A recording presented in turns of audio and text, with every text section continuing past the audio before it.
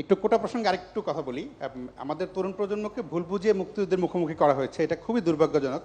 আরেকটা খুবই ভুল ধারণা তৈরি করা হয়েছে যে কোটা এবং মেধা, মনে হতে পারে যে যারা কোটায় চাকরি করে তাদের কোনো মেধা নেই, কিন্তু আবেদন করার ক্ষেত্রে কোটা লাগে না, প্রিলিমিনারিতে কোটা লাগে না, লিখিততে কোটা লাগে না, একদম শেষ মুহূর্তে গিয়ে কোটা অ্যাপ্লাই হয়। তখন আসলে মেধায় সবাই সমান। এখন আমার সামনে যদি দুইটা অপশন থাকে যে দুইজনই সমান মেধাবী, একজন মুক্তিযুদ্ধের সন্তান, একজন রাজাকারের সন্তান, আমি অবশ্যই মুক্তিযুদ্ধের সন্তানকে চাকরি দিতে চাই। অবশ্যই। জি, সেটা একটা।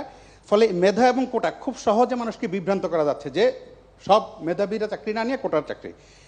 আপনাকে খুবই ধন্যবাদ যে আপনারা গত 10-12 দিন ধরে আন্দোলন হচ্ছে, আপনারা অসীম ধৈর্যের সাথে আন্দোলন মোকাবেলা করছেন, এবং যারা আন্দোলন করছে আমি তারা সংক্ষুব্ধ, চাকরি না পেয়ে বঞ্চিত, তাদের ক্ষোভের সাথে আমার খুবই একমত।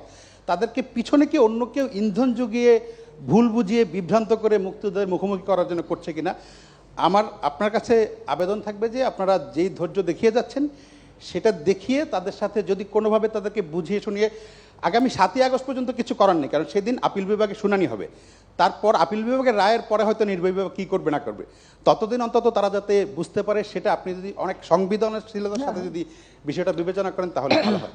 আপনাকে অনেক ধন্যবাদ। জি না, এটা ঠিকই যে আসলে মেধা কার কত সেটা পরীক্ষা প্রিলিমিনারিতে হয়, তারপর পরীক্ষা হয়, রেজাল্ট হয়, ভাইবা হয়, সেই সময় যেটা যেটা বাস্তব। তো যদি মুক্তিযোদ্ধার সন্তান হয় তো সেই পাবে। আর সব সময় যে সব কোটা পূর্ণ হয় তাও তো না, যেটা বাকি থাকে সেখানে তো ওই তালিকা থেকেই দেওয়া হয়। এর মধ্যে অনেক চাকরি কিন্তু ওই তালিকা থেকে দেওয়া হচ্ছে এটা, এবং সেটাও একটা নির্দেশ আমি দিয়েছিলাম।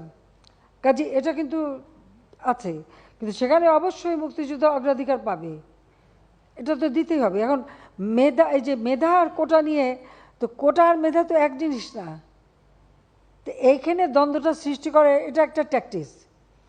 তার মানে কি মুক্তিযোদ্ধার সন্তান নাতিপুতিরা কেউ মেধাবী না, যত রাজাকারের বাচ্চারা নাতিপুতি হলো মেধাবী, তাই না?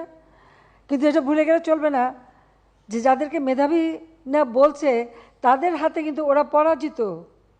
যুদ্ধে কিন্তু মুক্তিযোদ্ধারাই জয়ী হয়েছিল, রাজাকাররা জয়ী হয় নাই, তারা পাকিস্তানিদের পদলেহন করেও পরাজিত হয়েছিল।